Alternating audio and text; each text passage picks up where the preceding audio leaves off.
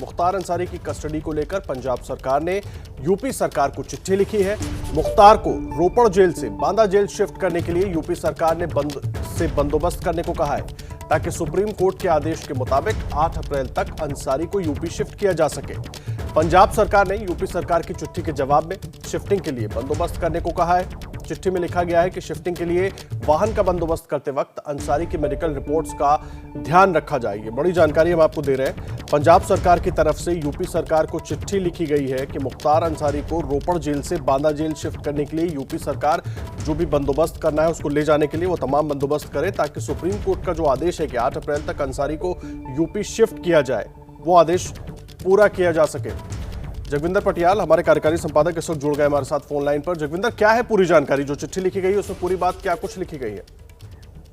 देखिए, अगर 30 मार्च को उत्तर प्रदेश सरकार ने पंजाब सरकार को एक पत्र भेजा था, एडिशनल चीफ सेक्रेटरी होम की तरफ से भेजा गया था, और उन्होंने कहा था कि पंजाब सरकार सुप्रीम कोर्ट के ऑर्डर को अमल में करवाने के लिए मुख्तार अंसारी को रोपड़ की जेल से जो उत्तर प्रदेश शिफ्ट किया जाना है उसकी कस्टडी को, उस आदेश को इम्प्लीमेंट करवाए। इसके जवाब में कल रात पंजाब सरकार ने उत्तर प्रदेश सरकार को चिट्ठी लिखकर कहा है कि मुख्तार अंसारी को यूपी शिफ्ट करने के लिए जो पर्याप्त इंतजाम करने की जरूरत है वो इंतजाम किए जाएं। साथ ही ये हवाला दिया गया है कि उन्हें कुछ मेडिकल प्रॉब्लम्स हैं और जो भी वाहन इनको लेने के लिए भेजा जाता है उसमें इस बात को ध्यान रखा जाए कि इनको मेडिकल कॉम्प्लिकेशंस हैं। तीसरी बात ये कही गई है उस पत्र में कि 31 मार्च को जो मोहाली कोर्ट ने 12 अप्रैल के लिए वीडियो कॉन्फ्रेंसिंग से पेश करने का इनको आदेश दिया है, मुख्तार अंसारी को उस हिसाब से पेश किया जाए। यानी अब पंजाब सरकार ने जो गाड़ियां भेजने की ड्यूटी है या गाड़ियां भेजने का काम है वो डाल दिया है उत्तर प्रदेश सरकार पर, और इस पूरे आदेश को अमल में लाने के लिए आज केवल 4 दिन बाकी रह गए हैं। 8 अप्रैल तक इस कस्टडी को मुख्तार अंसारी को उत्तर प्रदेश शिफ्ट किया जाना है सुप्रीम कोर्ट के आदेश के मुताबिक। जी जगविंदर, आप रहे हैं हमारे साथ। पंकज झा भी हमारे साथ जुड़ गए हैं इस वक्त, हमारे वरिष्ठ सहयोगी। पंकज जी, मुझे एक बात बताइए, आप जगविंदर को भी सुन रहे थे और जो चिट्ठी लिखी गई है पंजाब सरकार की तरफ से अब इसको कैसे देखें? ये वाकई पूरी कवायद हो रही है कि यूपी सरकार आए लेकर चली जाए, या अभी भी कुछ दाव पेच फंसाने की कोशिश हो रही है? मैं इसलिए पूछ रहा हूँ क्योंकि पहले जो होता रहा है वो हम देखते रहे पंजाब और उत्तर प्रदेश सरकार के बीच, और क्या यही नॉर्मल प्रोसीजर है? मुझे लगता है आज पंजाब सरकार ने अपने लीगल एक्सपर्ट से राय मशवरा कर लिया होगा और उसके बाद उन्हें लगा होगा कि अब उनके पास कोई ऐसा जुगाड़ वाला मामला नहीं बनता है जिससे वो मुख्तार अंसारी को पंजाब में और भी रख सके। इसके लिए उन्होंने पूरी कोशिशें की हैं। जगविंदर ने आपको सारी बातें बताई भी है। अब उन्हें लगा कि हम ये नहीं कर सकते हैं। अब तक ये कहा जा रहा था पंजाब की तरफ से कि किस तरीके से शिफ्ट करेंगे, क्या बॉर्डर पर उनको दे देंगे या यूपी पुलिस लेने जाएगी। तब उन्होंने डाल दिया है यूपी सरकार पर, यूपी पुलिस पर कि आप ले जाइए। आप जानते हैं डेडलाइन 12 तारीख को। ये कहा जा रहा है कि बांदा जेल से ही वो जनवरी 2019 में रोपड़ जेल भेजा गया था मुख्तार को। तो बांदा जेल में सुरक्षित इंतजाम किए जाए, उनके लिए बेहतर मेडिकल फैसिलिटी हो, इस बारे में यूपी सरकार के जेल विभाग ने भी तय कर लिया। बांदा में उतने अच्छे इंतजाम नहीं, लेकिन बांदा उन्हें लाया जाएगा और फिर उनको प्रयागराज के नैनी जेल में शिफ्ट किया जाएगा, जहां उन पर मुकदमा भी चल रहा है, तो ट्रायल भी चल रहे हैं MP MLA कोर्ट में। पंकज जी, ये तमाम बातें तो आपने बताई। मुझे एक बात और बताइए, जिस तरह की कोशिश उत्तर प्रदेश सरकार की तरफ से हो रही थी बार बार मुख्तार अंसारी को पंजाब से यहाँ लाने की, उस लिहाज से अगर देखें तो अब जो स्थिति बन गई है उपलब्धि के तौर पर देखें यूपी सरकार की?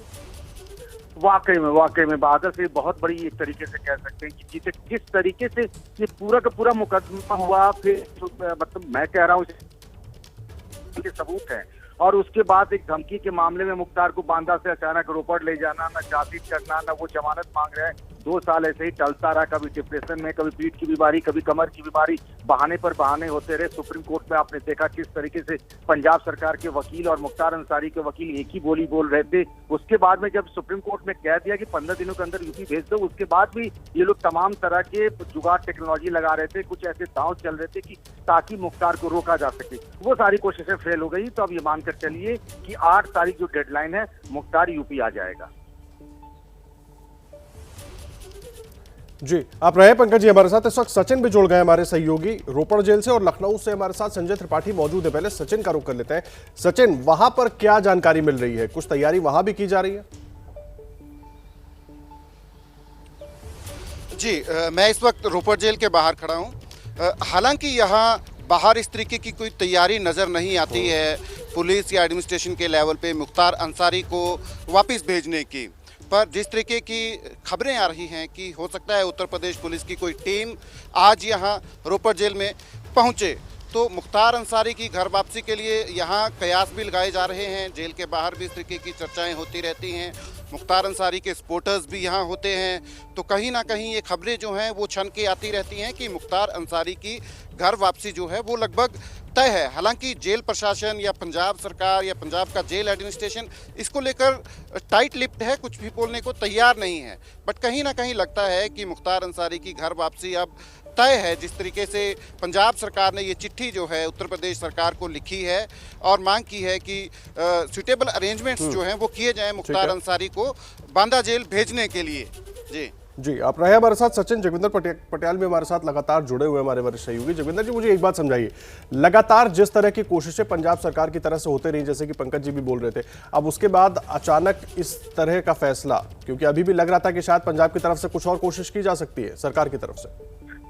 देखिए आदर्श, मुझे लगता है कि मुख्तार अंसारी का केस अपने आप में एक अनोखा केस है, जिसमें पंजाब सरकार ने पूरी जद्दोजहद की, पूरी लड़ाई लड़ी एक आरोपी को बचाने के लिए, एक डॉन को बचाने के लिए। लेकिन सुप्रीम कोर्ट का आदेश आने के बाद पंजाब सरकार की हिम्मत नहीं है कि ऐसा कोई कदम उठाए, क्योंकि अगर अवमानना के मामले में फंस गए तो ऐसा ना हो कि मुख्तार अंसारी को बचाते बचाते अपना गला अटक जाए। तो सवाल ये है कि मुख्तार अंसारी को भी शायद ये कन्विंस कर दिया गया है कि जितना हम कर सकते थे उतना किया, इससे ज्यादा अब बन नहीं पाएगा। दूसरी बात यह है कि अब उत्तर प्रदेश सरकार भी, मुझे नहीं लगता बिना वक्त गुआए कोई और चिट्ठी पत्री के जवाब में पड़ेगी, और उनकी कोशिश ये रहेगी कि 8 अप्रैल तक मुख्तार अंसारी को लेकर जो है वो वापस यूपी की जेल पहुंचा जाए। शायद इसी चिट्ठी का इंतजार भी उत्तर प्रदेश को होगा कि एक बार पंजाब सरकार कहे तो जिस तरह से पहले बैरंग गाड़ियां उनकी वापस लौटती थी, अब उठाकर मुख्तार अंसारी को बांदा जेल पटका जाए और बांदा जेल से फिर जहां पंकज कह रहे थे कि नैनी जेल में शिफ्ट किया जाए।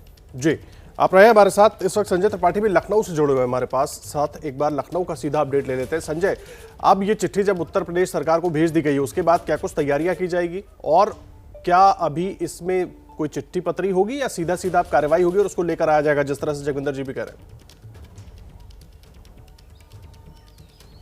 देखिए आदर्श, अभी गृह विभाग के तमाम वरिष्ठ अधिकारियों से हमारी बात हुई है, तो उन्होंने साफ तौर पर कहा है कि अब चिट्ठी पत्री का काम बंद हो चुका है। सारी जो कवायद थी, जो पैतरेबाजी थी पंजाब सरकार की, वो फेल हो चुकी है, और ऐसे में यहाँ से स्पेशल कमांडो के साथ में पुलिस टीम को रवाना किया जाएगा। बहुत जल्द 1 या 2 दिन के भीतर ये टीमें जा सकती हैं रोपड़ जेल में, जहाँ से मुख्तार अंसारी को उत्तर प्रदेश लाया जाएगा। और यहाँ पहले बांदा जेल, जैसा कि पंकज जी ने बताया, पहले बांदा जेल लाएंगे और फिर सुरक्षा के साथ, पूरे बंदोबस्त के साथ उसको नैनी जेल शिफ्ट किया जाएगा। सेंट्रल जेल है नैनी की, इसलिए वहाँ इंतजाम पहले से और जेलों के मुकाबले ज़्यादा सख्त होते हैं, और वहाँ से MP MLA कोर्ट पेश किया जाएगा। साथ ही साथ जो उसके खिलाफ तमाम मामले उत्तर प्रदेश के अलग अलग जिलों में चल रहे हैं, वहाँ पर उसकी लगातार पेशी कराई जाएगी। तो अब ये तैयारी शुरू हो गई। आज हालांकि रविवार का दिन है, छुट्टी होती सचिवालय में, लेकिन फिर भी इस पत्र के वायरल होने के बाद से तैयारियाँ शुरू हो गई हैं, और जो STF ATS इनके वरिष्ठ अधिकारियों के साथ गृह विभाग के आला अधिकारी बातचीत कर रहे हैं, और मीटिंग के बाद ये तय हो जाएगा कि किस तरह से, किन किन गाड़ियों और किन किन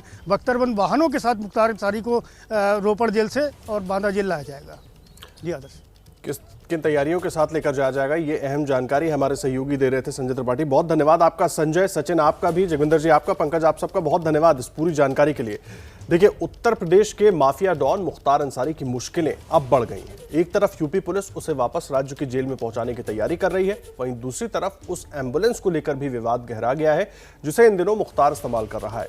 देखिए कैसे एक एम्बुलेंस बन गई है डॉन के गले की फांस।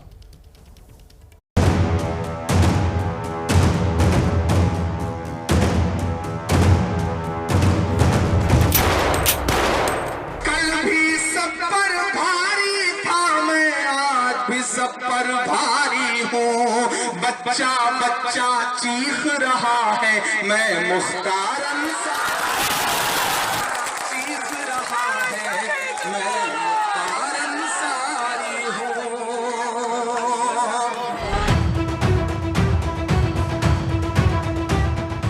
जिसके नाम से कभी जमाना खौफ खाता था, जिसके काले कारनामों की कभी चौतरफा गूंज थी, यूपी का वो माफिया डॉन मुख्तार अंसारी अब मुश्किल में है।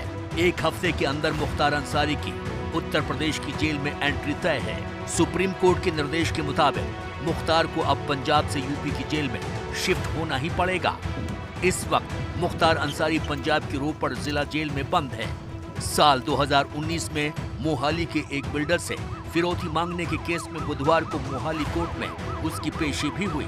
खास बात यह है कि जिस प्राइवेट एम्बुलेंस से मुख्तार को पेशी के लिए रोपड़ से मोहाली कोर्ट लाया गया था, उसे लेकर भी अब विवाद खड़ा हो गया है। मुख्तार की ये एम्बुलेंस बाराबंकी के पते पर रजिस्टर्ड है और यूपी के नंबर वाली ये एम्बुलेंस बुलेट प्रूफ भी बताई जा रही है। लेकिन जब एम्बुलेंस के कागजों की जांच हुई तो इसका राज और गहरा गया, क्योंकि एम्बुलेंस का रजिस्ट्रेशन फर्जी वोटर आईडी से कराया गया था। यह आ रही है एम्बुलेंस इसकी, जब वो सरकार थी तो एम्बुलेंस हमेशा जेल के गेट के बाहर और 3-4 इनकी एसयूवी खड़ी रहती थी, और ये जब जेल आते थे तो आगे पीछे गुर्गे, और वो एम्बुलेंस में कोई मेडिकल स्टाफ नहीं होता था। उसमें बुलेट प्रूफ है। इसका ड्राइवर है सलीम अहमदाबाद का, उसका भाई भी सातिर अपराधी था प्रिंस खान जो मारा गया। तो ये जो है इसके गुर्गे चलते थे, मुख्तार अंसारी चलते थे, और जब विधानसभा सत्र में भाग लेने आते थे तो इसी एम्बुलेंस से आगे पीछे गाड़ियां का काफिला और बिल्कुल डान की तरह से उतरते थे। तो ये जो हुआ, जब जोगी सरकार आई, इनको बांदा जेल में भेजा, तो वो सब चीजें खत्म हो गई। जिस एम्बुलेंस पर सवार होकर बाहुबली डॉन मुख्तार अंसारी मोहाली कोर्ट पहुंचा था, दरअसल ये उसी की बताई जा रही है। यूपी के आरटीओ परिवहन ने इस एम्बुलेंस की मालिक के तौर पर दर्ज डॉक्टर अलका राय के खिलाफ धोखाधड़ी और नकली कागजात तैयार करने की धाराओं में मुकदमा दर्ज करवाया है। दर्ज मुकदमे के मुताबिक 21 दिसंबर 2013 को एम्बुलेंस यूपी 4180 7171 का पंजीकरण डॉक्टर अलका राय के नाम पर करवाया गया था। रजिस्ट्रेशन के लिए डॉक्टर अलका की वोटर आईडी लगाई गई थी, जिस पर उनका पता मकान संख्या 56 रफी नगर बाराबंकी दर्ज है। खास बात यह है कि मुख्तार के लिए इस्तेमाल हो रही इस एम्बुलेंस का संचालन मऊ जिले के श्याम संजीवनी हॉस्पिटल एंड रिसर्च सेंटर से होने की बात भी सामने आई है। परिवहन विभाग द्वारा इसके बारे में सूचना इकट्ठा की गई। सभी विभाग जो कंसर्न डिपार्टमेंट है, सभी से सूचनाएं लेकर के इसमें जानकारी की गई। तो इसमें जो डॉक्यूमेंट्स लगे थे, जो वाहन रजिस्ट्रेशन कराने के लिए मतदाता पहचान पत्र, पैन कार्ड और अन्य डॉक्यूमेंट्स, वो जिस पते पर थे वो मकान संख्या 56 उस रफी नगर में स्थित नहीं है। और उसके बाद जो डॉक्यूमेंट्स लगे हैं वो प्रथम दृष्टया फ्रॉड पाए गए हैं, फोर्जरी के पाए गए हैं। इस आधार पे इसमें मुकदमा दर्ज कर लिया गया है। इसमें 419, 20, 67, 68, 71 आदि धाराओं में मुकदमा दर्ज किया गया है। मुख्यमंत्री तक अपनी आवाज़ पहुंचाना चाहती हूं। मुझे उनके ऊपर पूरा भरोसा है और यूपी के न्याय प्रणाली पे भी भरोसा है कि मुझे न्याय मिलेगा। मेरे खिलाफ एक बहुत ही बड़ा षड्यंत्र हो रहा है और फर्जी पेपर देके बाराबंकी में मेरे नाम का और मेरे हॉस्पिटल के नाम का एक एम्बुलेंस रजिस्टर्ड है, और उसको बार बार साबित करने की कोशिश की जा रही है कि मैं बाराबंकी की निवासी हूं और मेरा कोई अस्पताल वहां चलता था। माफिया डॉन मुख्तार अंसारी जिस डॉक्टर अलका रॉय के नाम पर एम्बुलेंस लेकर घूम रहा है, वो अब मुख्तार पर ही धोखाधड़ी का आरोप लगाकर उस पर एफआईआर दर्ज कराना चाहती है। यूपी नंबर की थी जो पंजाब में लेने गई, जिस जेल अथॉरिटी के बारे में जेल अथॉरिटी को कुछ नहीं जानकारी है। वो लग्जरी कार थी। उस गाड़ी के बारे में आप जानते हो? उस एम्बुलेंस के बारे में कुछ जानकारी है आपको अफजाल साहब? फिर मैं कहूँगा कि मैं दिल्ली में हूँ, आपके सामने लाइव हूँ। जहाँ मैं हूँ भी नहीं, वहाँ से आप सवाल मुझसे पूछ रहे हैं। मुनासिब लोगों से पूछिए, वहाँ जवाब मिल जाएगा। मैं आपके माध्यम से श्रीमती अलका राय से पूछना चाहता हूँ कि उनका मुकदमा किस अदालत में चल रहा। मऊ में पिछले करीब 1.5 दशक से बीजेपी की राजनीति करने वाली और अब क्षेत्रीय दल की पदाधिकारी डॉक्टर अलका राय मऊ के ही श्याम संजीवनी हॉस्पिटल की मालकिन भी हैं। अलका रॉय अब मुख्तार पर ही धोखाधड़ी का आरोप लगा रही है, वो भी ऐसे वक्त में जब मुख्तार को यूपी पुलिस उत्तर प्रदेश लाने की तैयारी में है। कोर्ट ने मुख्तार अंसारी को बांदा जेल में रखने के निर्देश दिए हैं, लेकिन एबीपी न्यूज को मिली एक्सक्लूसिव जानकारी के मुताबिक सुरक्षा कारणों से मुख्तार को बांदा जेल में ज्यादा दिनों तक नहीं रखा जाएगा। हालांकि यूपी की जेल उसके लिए कोई नई जगह भी नहीं है। जब 91 में कल्याण सिंह के उससे भागा था तो दिल्ली के किडनैपिंग में पकड़ा गया था रंगे हाथ। तो जो किडनैपिंग या रंगदारी ये जिसके क्रिमिनल गैंग वहाँ से करते थे, अपहरण का पैसा, रंगदारी का पैसा, वो वहाँ नहीं लिया जाता था, गाजीपुर जेल में लिया जाता था। तो वो दौरान ऐसा था, और वहाँ के डीएम थे, वो जाते थे इसके साथ बैडमिंटन खेलते थे, जेल के भीतर बैडमिंटन खेल के भीतर बैडमिंटन। और वहाँ मुशायरा उसने एक बार आयोजित किया, तो वहाँ के कप्तान साहब भी गए, अपना कलाम पढ़े। जेल गेट के ठीक सामने उसने मकान बनवाए एक अलग से, जहाँ पूरे लोग उसके आते थे और इसका दरबार लगता था। अरे मंत्री एमएलए जाते थे। तो इस तरह से इसका राज चला और उसी में इसका गैंग और मजबूत हुआ। मुख्तार का इतिहास गवाह है कि जेल की चारदीवारी कभी उसे अपने आपराधिक मंसूबों को अंजाम देने से रोक नहीं सकी है। यही वजह है कि जिस मुख्तार अंसारी पर कभी 4 दर्जन मुकदमे दर्ज थे, जिस पर बीजेपी विधायक कृष्णानंद राय से लेकर जेल अधीक्षक आर के तिवारी की हत्या के इल्जाम लगे, वो मुख्तार अंसारी तमाम काले कारनामों में बरी हो गया।